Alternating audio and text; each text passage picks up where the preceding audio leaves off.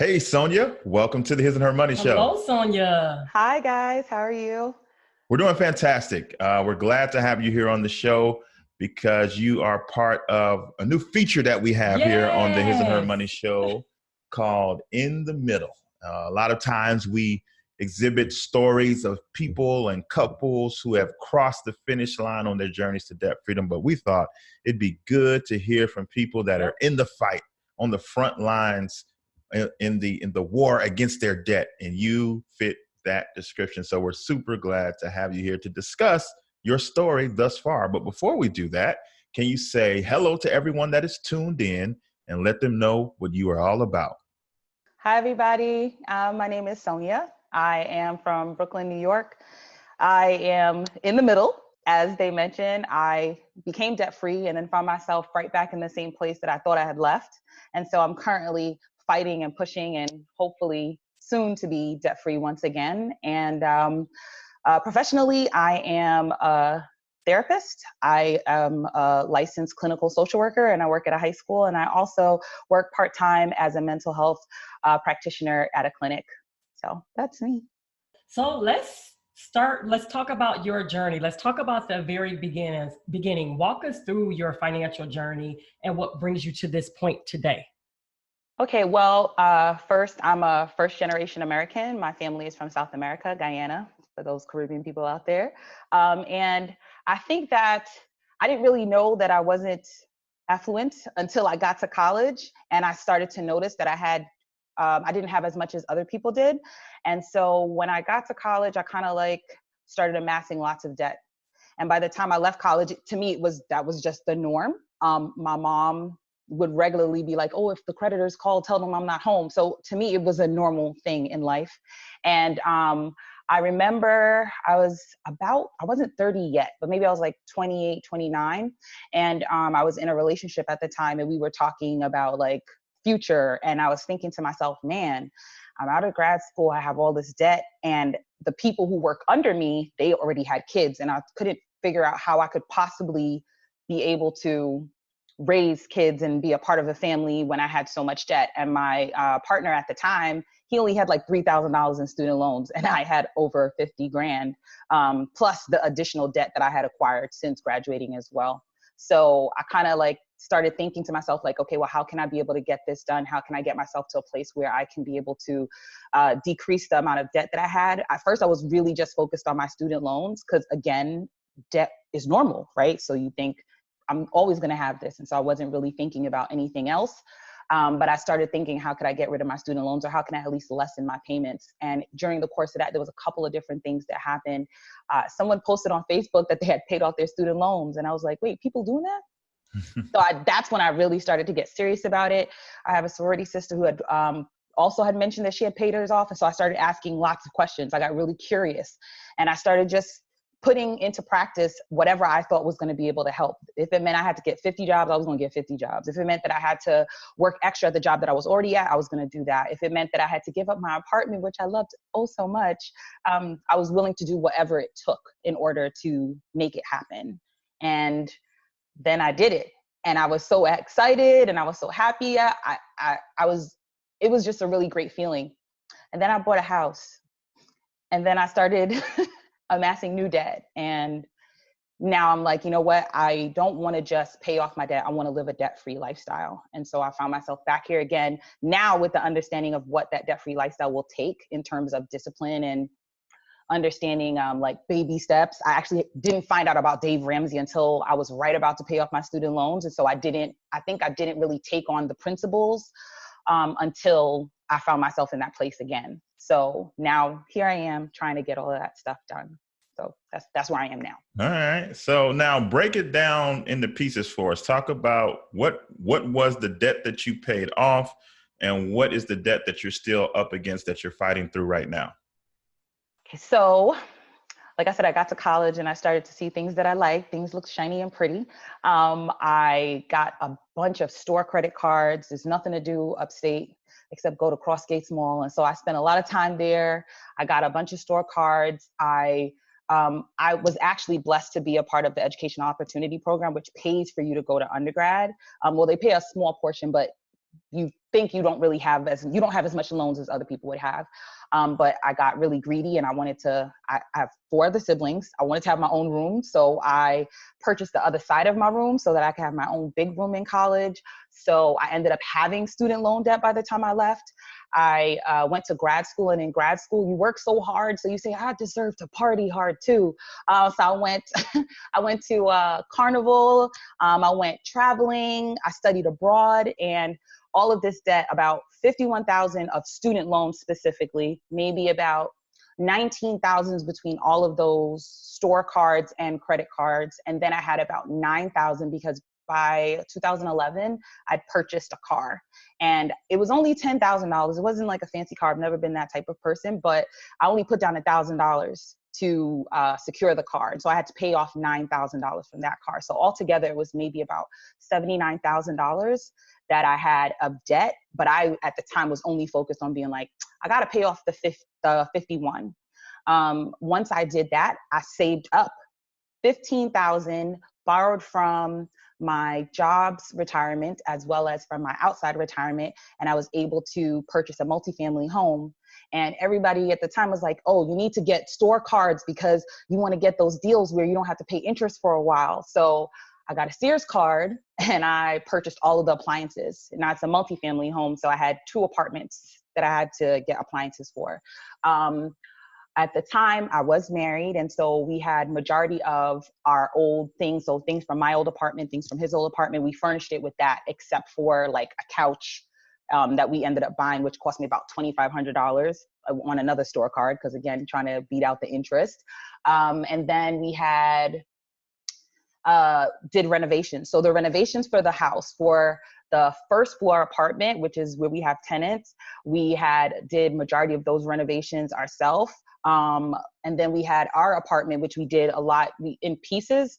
We did majority of those renovations ourselves. So we had to borrow things from people, elicit friends and family to help with painting and pulling up carpets, buying things from Home Depot, like sanding to sand down the floors, all of this stuff that amassed maybe another 10,000, I would say. And then by the time we started on the basement, we were able to get the help of a contractor friend of my ex-husband's. He came in, he did majority of that work. And so we had to pay him for labor, but we ended up also having to pay for the actual things that you had to put, the floor that had to go in, the bathroom, all of that kind of stuff. So then it ended up being about, you have 25 for the furniture, about 8,000 on the appliances, another about $10,000 on the Home Depot card.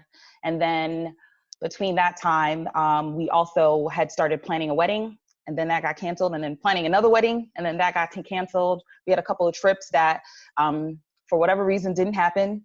So I ended up having to kind of like amass some of that debt as well. And so that was another $31,000 on a travel credit card that I had been paying at the time. So I was able to pay off the furniture, the appliances, what is this thing called? The Home Depot card. And then now I just have this last huge card that I have to pay the $31,000 for, like the trip expenses, which we were using to kind of be like, oh, points. Let's use this to pay off the bills. And then what we'll do is we'll be able to get points to be able to pay for other things that we want later on. So kind of all of that stuff kind of snowballed in the wrong way. And that's how debt accrued again in the last maybe 2.5 years. So the student loans, which was roughly around 50,000, you were able to pay that off prior to purchasing your multifamily, Yes. right? Okay, and you mentioned that you weren't aware of the baby steps back then, but you were able to pay it off. So let's talk about how were you able to do that first? Because technically, it sounds like that you were, I don't know, winging it on your own, but it obviously worked, right? Yeah. So let's talk about that. Break that down. What was the process like from the point when you decided that, hey, I want to be able to pay off my student loan because you found out and heard that other people were doing it? And then how long did it take you to pay off those student loans? So it took me, I would say, it was around 2013 when I first started to kind of like understand like this is a thing, like people are doing it. And so I kind of I literally concocted this plan of how am I going to get this done? I'm going to just try all of these different things, this like kitchen sink method. When I had spoken to my soror, she told me that she worked at her job for 5 years, took no vacations, and she essentially used that one job to just pay down debt as much as possible. I'm not sure if she was living at home or not at the time, but I had my own apartment at the time. And I was just kind of like, well, I don't want to wait 5 years. I would prefer to get this done sooner rather than later. So I started looking at where I was spending money. I got the mint.com app and I started looking at where my money was going, which was mostly to food and to traveling. And so I said, okay, I'm gonna put myself on a travel ban. After 2013, I didn't really go anywhere unless I absolutely had to. And so I also started looking at, well, where is my money going? Rent was a huge part. Thankfully, I had a roommate, but my rent was $1,800. And so I was paying about $900 myself. And I started calculating. I'd lived in the apartment for 6 years. And I said, man, if I was paying my student loans at this time, I could have paid majority of it off by now. So I asked my mom if I could move back home. And I moved back home and I didn't have any rent. And I just kind of like helped out with groceries and paying for some of the utilities in the house. And I picked up odd jobs. So with just being able to move home, I saved the $900 there. I had a car, but I was really not going anywhere. And the car was super efficient. So I was able to kind of like pay as much as I could on gas. I'd be like, all right, this $25 is going to cover me. And some weeks I would put myself on a $30 budget just for that alone. And I would take up odd jobs. I worked at New York Sports Club. I worked on Saturdays. I was able to switch from one job to the other as well. And so I got an increase, about $10,000 increase in my salary at the time, which had brought me to about $70,000 a year. And I just started going hard and just throwing as much money as I could to debt. In the process of doing that, I was able to like start also paying down the credit cards. And then my car started, I was able to pay down the car at the same time. So between 2014, when I moved home in the summer, July it was, and the May of 2016, I was able to pay everything off. And that was literally like putting about $2,600 every single month towards my student loan. My actual payment was about $300, and I put an additional $2,300 towards it every single month to pay that off completely. Wow, that's amazing.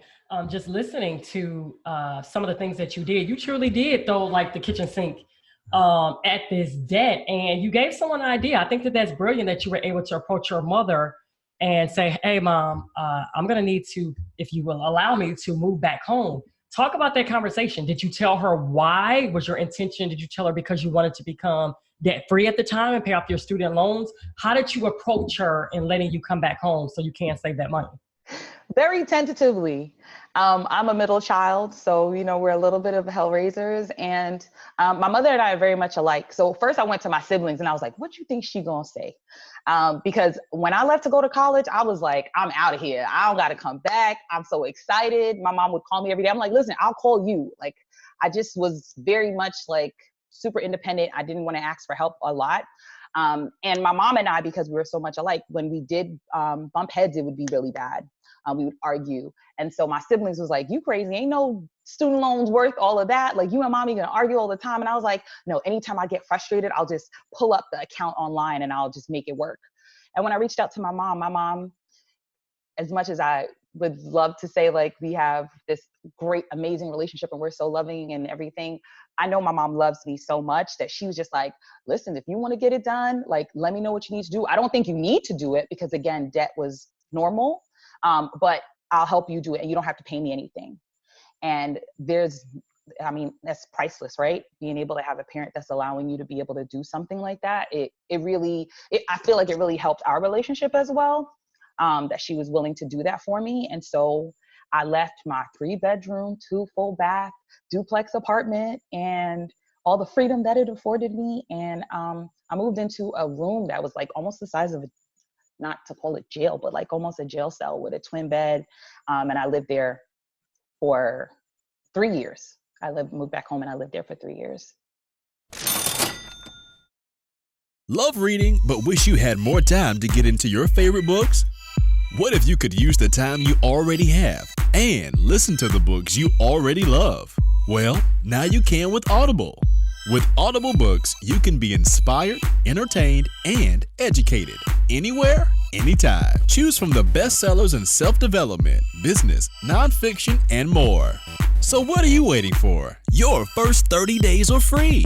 Visit hisandhermoney.com/audible to get started today. That's hisandhermoney.com/audible. Okay, Sonia, let's talk about psychology a little bit. You do this for a living, okay? Now, you said when you left home, it was your freedom song. You became super independent. You went to school, knocked it out, went to grad school, knocked it out, started your career. You in NYC, got your own place, got your own money. You out eating fine cuisine. You're traveling here and there. And then it all comes to a screeching halt, self-imposed screeching halt. It sounds good. It's like when you read the Bible, you see what happened at the end, right? So you're like, yeah. Outcome. But let's go to the moment that you decided to make all of these changes. You said you went and got Mint and looked at, you was blowing money on food and travel. Yeah. And you decided to go back home. All those are drastic. These are not small things that you decided to give up. Okay. So talk to everybody listening on how you are able to convince yourself. You didn't have to convince nobody but yourself to make these drastic cuts. For somebody else, the drastic cuts might look different, but how did you get yourself over the hump to make such drastic cuts to your lifestyle in order to make the progress in your finances that you did? Just hearing you even ask that question, like, brought a lot of that stuff back for me too. And I kind of got a little misty-eyed, but I'm a believer as well. And I honestly feel it's purely the grace of God. I'm the type of person, I'm a go hard. I'm extra by nature. And so when my family found out that this was something that I wanted to do, their number one priority was trying to rein me in. Because when I decide that I'm going to do something, there's not a lot that people are going to be able to do to talk me out of it once I talk myself into it. And my main thing was, I'll be in a place where I'll be able to do what I want. Like, I won't have to feel shackled. I hate owing people money. It could be something as small as like $5, and I'll be chasing them down like, here, I have $5 for you. And so the thought that I had this huge debt, and I felt like having worked with so many different so many different clients. Again, I'm in social work, as well as people who I worked with, especially who were like on assistance or couldn't afford to do certain things or like asking for extra shifts. I was just thinking to myself, like, how could I possibly put myself in a place where I want to have kids, I want to get married one day, and I'm gonna be saddled by all this debt. And I knew that I had to do it. And so I kind of put myself in that place where I was just like, you're going to get it done no matter what. I literally would pick up my computer and I would look at the debt going down. And I didn't really tell a lot of outside people at the time, but I told family and friends, and they would all say the same thing. Like, well, my immediate family, they were on board because they knew they wasn't going to talk me out of it anyway. But I had cousins who were kind of like, well, what's the point in that? Like, you don't need to do it. Like, they ain't never getting that money from me. Like, well, it's because you went to a public university. I'm like, well, I still owe tens of thousands of dollars, even if it's not 200,000. I don't like owing this 51,000. I started thinking about buying a home, and cousins who lived outside of New York were like, well, you don't got to do that to buy a home. You only need like $2,000-$3,000 for a down payment. I was like, not in New York, you don't. So just the thought of having to do all that stuff, it was really what motivated me and made me realize, like, whatever it takes, you got to just do it. I got saved in 2007. And so this had been maybe like almost 7 years to that time. And my pastor talks a lot about really making sure that you're holistically well, like we're holistically serving God. And you look at the Bible, and the Bible talks about being a lender and not a borrower. And like that kind of stuff for me was what really was like, okay, like, how do I really want to live my life? And if I really want to live my life this way, then I have to really be committed to doing that, even if it means doing things that I'm not 100% comfortable with, like moving back home, giving up my freedom, having to tell somebody again when I'm leaving the house, and not traveling, because clearly I love to travel a lot. And that, I have friends who went to South Africa, and I wanted to go so bad. And it was just, I remember thinking to myself, well, if I just don't pay this for this amount of time, maybe I could be able to do it. And having to tell myself no was probably the hardest thing that I ever had to do, but at the time, but you know, I kept thinking to myself, at some point you're going to be done. And when you're done, you don't have to do this again. Little did I know I would have to do it again. But I was like, I'll be done with this. I won't have to worry about it. And I can be able to do all of the things that are really like in my heart right now.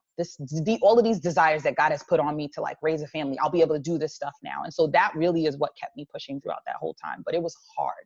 I would never tell anybody that it wasn't hard. I didn't have a lot of support outside of my immediate family, and their support really looked like, okay, I'm gonna need you to go out and buy clothes. And I'm like, nah, I don't need no sweaters. I could wear this cardigan. My older sister, who was my roommate, jokes all the time about how I didn't buy sweaters for years because I didn't want to buy clothes. I threw out clothes maybe in the last year or so that I had since early 2010. And so like, I was like, whatever can still fit, I'll wear that. So it was a long, hard journey, but I don't think I would change a lot. Now, it's not very uncommon for people to basically get in a stride and they're paying off debt and they're seeing progress. And some of them even crossed the finish line. They became debt free. But then somehow, some way, slowly but surely, they started easing back into debt, such as your story, right? You were debt free, you paid off the student loans, but then you start to pick up other things. You talked about the home and things like that. So how did you have to shift your mindset, one, from getting off track and then getting back on track and say, no, I know better. I've been here, done this before. I need to do an about face and turn around and put in the same work that I did prior. So talk about that moment. What allowed you to have the thought to say, you know what, no, I need to pay off this debt? Was it the divorce, or was it any obstacles or something that came your way that really just shook you like, no, I need to get rid of this and I need to get rid of it soon? Mm-hmm. Well, I think literally it was like all of these different life circumstances, but I would say the number one thing that kind of put me in that place when the home was purchased. I purchased a house before I got married, and we moved in and we were like so excited to get all this stuff done, and we purchased a lot of things, and things started to get a little rocky as far as the relationship goes, and we became separated. And at that time, I kind of was like, man, I didn't realize that we had amassed all of this stuff. And I had already been in a place where, like I said, I'd been debt free. And so like I was paying off my credit cards in full and every single month. And then when that separation hit, it put me in a different place because I was just kind of like, well, I can't pay this off in full anymore. And so the interest starts to build up and all of this other starts happening. We didn't have 2 tenants at the time. And I started thinking to myself, like, how are you going to be able to pay all of this? How are you going to be able to make this happen? And again, by the grace of God, I feel like I just really got really lean. Like the budgetista talks about a noodle budget. And I went down to a noodle budget and I said to myself, well, you was already debt free. You have to figure out now, how are you going to get yourself to a place where you can live? Because I didn't want to be house poor. I had taken so many classes before I got the house, and all the different counselors were like, you don't want to be house poor. You don't want to be house poor. And the number one thing I didn't want to do was lose my house.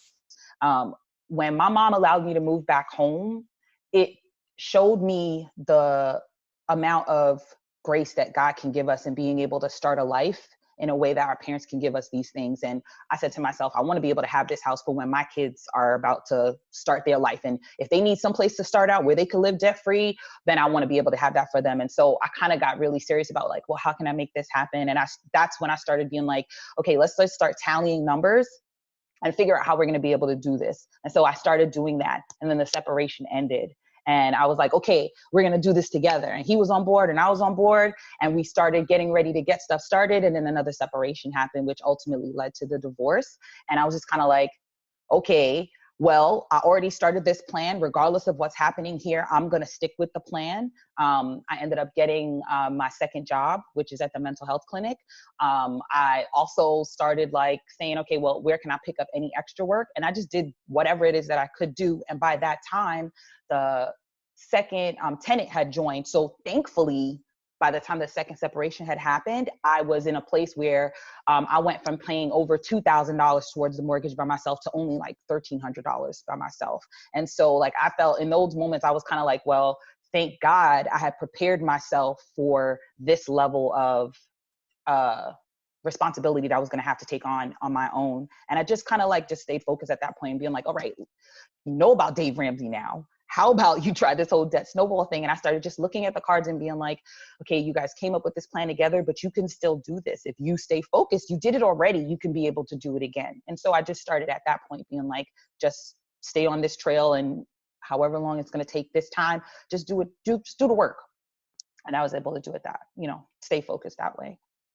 So you're right in the middle of your own journey to debt freedom, but there's someone listening who just crossed the starting line of their journey, or maybe they're standing right there at the starting line, contemplating whether or not they can start a journey to debt freedom. Looking back, turning around from where you're at and looking back at them, what advice would you give them? First thing I would say is mindset is super important. I find myself sometimes in the comments, and my coworkers always tell me stay out of the comments, but I remember when you guys paid off your house and it was on because they can or something. Mm-hmm. And somebody was like, hey, they ain't be able to do that. And I was like, it can happen. You can do it. I watch their videos. They're not trying to sell you anything. If you believe that you can get this done, you can get it done. And I think that's probably the number one thing that stops a lot of people from making that first or seventh step. It's the fact that they don't believe that it's actually possible. And even for myself, if that person hadn't posted that, I paid off my student loans, I wouldn't have even known that you could do it. And sadly, I might be in the same place. And so I tell people the first thing you have to do is realize that it's possible. Once you know that it's possible, then you can be able to do it. And I think the second thing is getting support and accountability. This time around, I realized how much more important that was, because the last time I feel like it was so hard because I was doing it by myself and I didn't feel as though I had the right amount of support. And so friends that had asked me, oh, well, how did you pay off your loans before? How did you do this? How did you do that? I said, hey, I'm about to do this again. If anybody wants to join me, let me know. And about 10 of my close friends, family, and some of my sorors, we got together and last September, and every single month we meet now and we talk about, well, what are our goals? What are our financial goals? How do we feel about money? Like, how can we support each other? Like, send your budget into the group chat and we'll make sure that you don't go over. Like, make sure you can tell me when I'm being too extra and trying to think about paying off this debt. Like, whatever it is, like, we do for each other. So I feel like the mindset piece, and then secondly is finding somebody who can support you. You might not have a group of 10 other women or men or whatever, but somebody out there is trying to do the same thing. There's lots of us out there in the debt-free community. Even if you just follow the hashtag debt-free community, you can find so many people. And so if it's a virtual community or it's an actual physical community, find your community and get deep down with that. And I think that'll be a great way to, at the very least, start, because you'll get so much information. Yep, absolutely. Cannot agree much more. So what's next for you? What is on the horizon? What's your plan of attack? What do you have in place right now? Well, right now, I'm trying to get to a place where I can, I'm trying to cut off all the little side hustles that I was doing. Like I was doing Caviar, which is like a food delivery. I almost did Uber too and Grubhub. I had signed up for everybody. But I kind of got to a place where I was like, well, are you doing so much that you don't have time to focus on doing things that will have a more of a lasting impression? And so I am in a place right now where I'm like, okay, once I pay off this last credit card, I want to start putting bigger chunks towards my mortgage, because I'm like, between now and the time I'm 45, which is in about 9 years, I want to be mortgage free. I want to be able to do that. And then I want to be able to get myself to a place where I can purchase a commercial property, because I think this time around, it's kind of like allowed me to open my eyes towards how many people don't have a lot of information about money, and not because they don't want to, but they just don't know.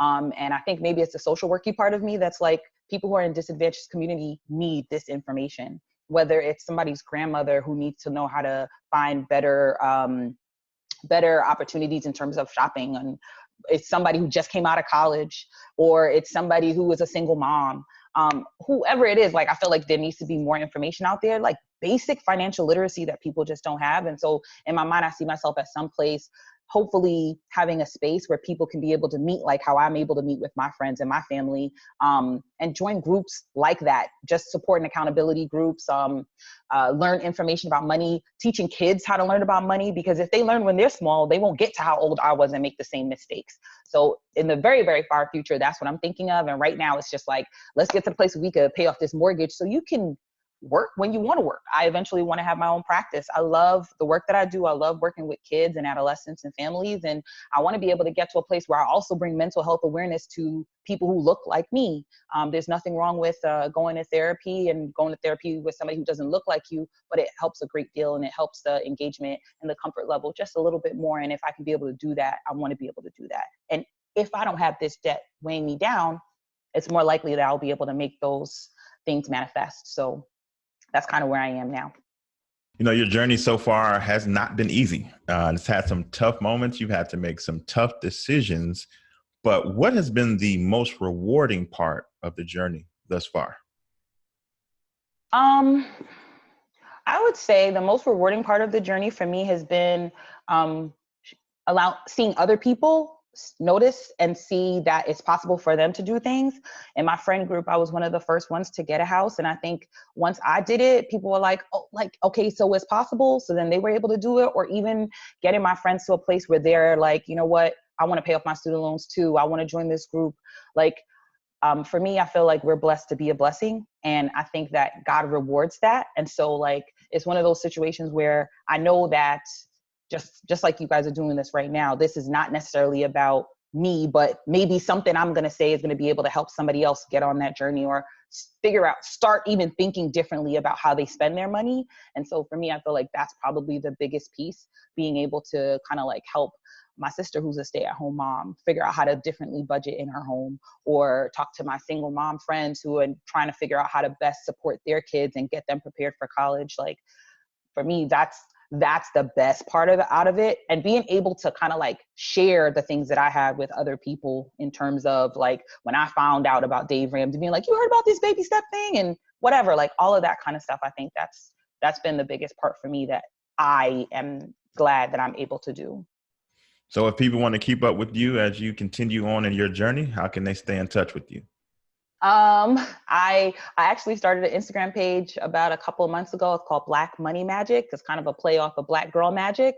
And so it's on Instagram and it's on Facebook.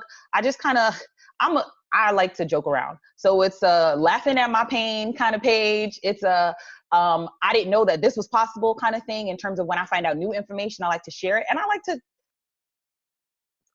encouragingly, but kind of point the finger at other people, like, well, what are you trying to do? How are we all getting ourselves to a place where I may not necessarily end up on the Forbes list, and it's okay if I don't, but maybe you can. What are you doing to kind of put yourself in that place? So that's where you can find me, Black Money Magic, on Instagram and on Facebook. I also run a podcast with some friends called the F-Bombs podcast. We talk about the F-Bombs of life: faith, family, fitness, finance, and my favorite food. So it just started a couple of weeks ago. And so we kind of talk about money sometimes as well, but also just adulting and how it's not everything that we thought it was going to be. And, the navigating all of those life's ups and downs. So those two places. Awesome. So we are proud of you. Absolutely. And the progress that you have made thus far. And we are cheering you on as you continue on towards the finish line of your debt freedom. And we really appreciate you coming on the show and sharing your story with us today. Thank you so much. Thank you guys so much. I appreciate even allowing me to be on your platform. I'm a huge fan of the work that you guys do. You guys spread the word so much. I just love it. So, your stuff kept me posted too. Like, I would watch your videos and be like, okay, this person did it. I could still do it, like, every morning. So thank you. Oh, awesome. Thank you.